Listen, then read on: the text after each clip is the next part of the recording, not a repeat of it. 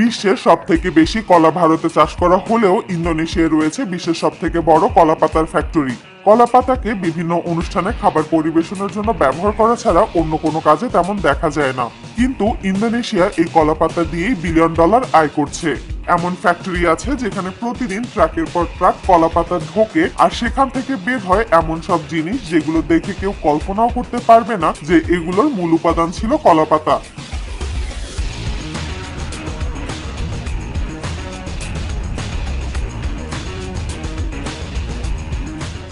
এই পুরো প্রক্রিয়াটি শুরু হয় কলা বাগান থেকেই। কলা গাছে একবার ফল ধরার পর সেই গাছ আর দ্বিতীয়বার ফল দেয় না। আগে ফল কেটে নেওয়ার পর পুরো গাছ আর পাতাগুলো মাঠেই পড়ে থাকতো, ধীরে ধীরে সেগুলো পচে যেত। কিন্তু ইন্দোনেশিয়ায় তা হয় না।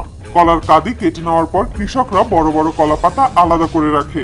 অনেক জায়গায় এখন ফ্যাক্টরির সাথে সরাসরি চুক্তি থাকে। স্থানীয় এজেন্ট বা কোম্পানির লোকেরা এসব পাতা কিনে নেয় এবং একসাথে অনেকগুলো ট্রাক ভর্তি করে ফ্যাক্টরিতে পাঠানো হয়। পাতাগুলো যতটা সম্ভব তাজা অবস্থায় আনা হয়। ফ্যাক্টরিতে ঢোকার পর প্রথমে চোখে পড়ে বিশাল বিশাল ওয়াশিং ইউনিট। এখানে কলা পাতা একটার পর একটা ধোয়া হয়। পাতার গায়ে লেগে থাকা মাটি, ধুলো, পোকামাকড় আর ক্ষেতের রাসায়নিক ধুয়ে ফেলা হয়। ধোয়ার পর কনভেয়ার বেল্টে করে পাতাগুলো সামনে এগোতে থাকে। এরপর শুরু হয় বাছাই। সব কলা পাতা একরকম হয় না। এ গ্রেডের পাতা বড়, চওড়া আর কোথাও ছেঁড়া নেই। আবার বি গ্রেড হলো পাতা একটু ছোট বা পুরনো।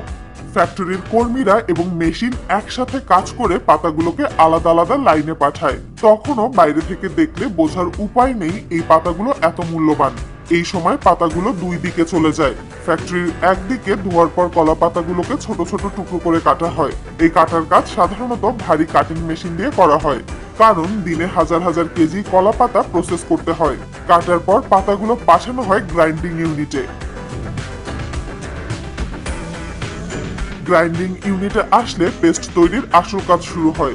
এখানে বড় বড় গ্রাইন্ডার মেশিনে কলা পাতার টুকরোগুলো দেওয়া হয়, সাথে নির্দিষ্ট পরিমাণ পানি দেওয়া হয়। মেশিন ঘুরতে ঘুরতে পাতাগুলো ভেঙে একসময় ঘন সবুজ পেস্টে পরিণত হয়। এই পেস্ট সরাসরি ব্যবহার করা হয় না। প্রথমে এটাকে কিছুটা পরিশোধন করা হয়। পেস্ট থেকে অতিরিক্ত পানি বের করে দেওয়া হয়, এতে পেস্ট আরো ঘন হয়। এই ধাপে ফ্যাক্টরির ল্যাব টিম পেস্ট পরীক্ষা করে দেখে ঘনত্ব ঠিক আছে কিনা, ফাইবারের অনুপাত ঠিক আছে কিনা, কারণ এই পেস্ট দিয়ে বিশেষ ট্যাবলেট তৈরি হবে। এরপর এই ঘন কলা পাতা পেস্ট ঢোকে ট্যাবলেট ফার্মিং ইউনিটে। এখানে বিষয়টা সবচেয়ে অবাক করার মতো। পেস্টকে বিশেষ ছাঁচের ভেতর ঢুকিয়ে দেওয়া হয়, তারপর উচ্চ চাপ প্রয়োগ করা হয়। এই চাপের ফলে পেস্টের ভেতরের ফাইবার একে অপরের সাথে শক্তভাবে আটকে যায়। এইভাবে তৈরি হয় কলা পাতা পেস্টের ট্যাবলেট। এগুলো ভেজা অবস্থায় খুব নরম থাকে না, আবার একদম শক্তও হয় না। তাই পরের ধাপে এগুলো পাঠানো হয় ড্রাইং চেম্বারে। ড্রাইং চেম্বারে নির্দিষ্ট তাপমাত্রায় ধীরে ধীরে ট্যাবলেট শুকানো হয়। খুব বেশি তাপ দিলে ট্যাবলেট ফেটে যেতে পারে, আবার কম তাপ দিলে ভেতরে আর্দ্রতা থেকে যায়। তাই এই ধাপটা খুব নিয়ন্ত্রিতভাবে করা হয়। কয়েক ঘন্টা থেকে কয়েকদিন পর্যন্ত সময় লাগতে পারে। কিন্তু এই ট্যাবলেট দিয়ে আসলে কি করা হয়? এই কলাপাতা পেস্ট ট্যাবলেট মূলত কাঁচামাল হিসেবে ব্যবহার করা হয়। অনেক ফ্যাক্টরিতে এই ট্যাবলেট আবার পানিতে ভিজিয়ে নতুন করে পেস্ট বানানো হয়, কিন্তু তখন আর কাঁচা পাতার দরকার হয় না, শুধু ট্যাবলেট গলালেই চলে। এতে পরিবহন অনেক সহজ হয়। লাখ লাখ টন কাঁচা পাতা না পাঠিয়ে ছোট জায়গায় অনেক ট্যাবলেট পাঠানো যায়। এই ট্যাবলেট দিয়ে বিভিন্ন কসমেটিক্স তৈরি করা হয়, আবার কিছু দেশে হার্বাল শিল্পেও কাজে লাগে। অন্যদিকে বাছাইয়ের পর পাতাগুলো কাটা হয়। বড় বড় মেশিন দিয়ে পাতাকে নির্দিষ্ট সাইজে কেটে নেওয়া হয়। কিন্তু এখানেই শেষ না। কলা পাতা স্বাভাবিকভাবে কিছুটা শক্ত হয়, তাই এগুলোকে নরম করার জন্য বিশেষ ব্যবস্থা নেওয়া হয়। অনেক জায়গায় পাতার উপর গরম পানির ভাপ দেওয়া হয়। নরম করা পাতাগুলো এরপর প্রসেসিং বা মোল্ডিং মেশিনে পাঠানো হয়।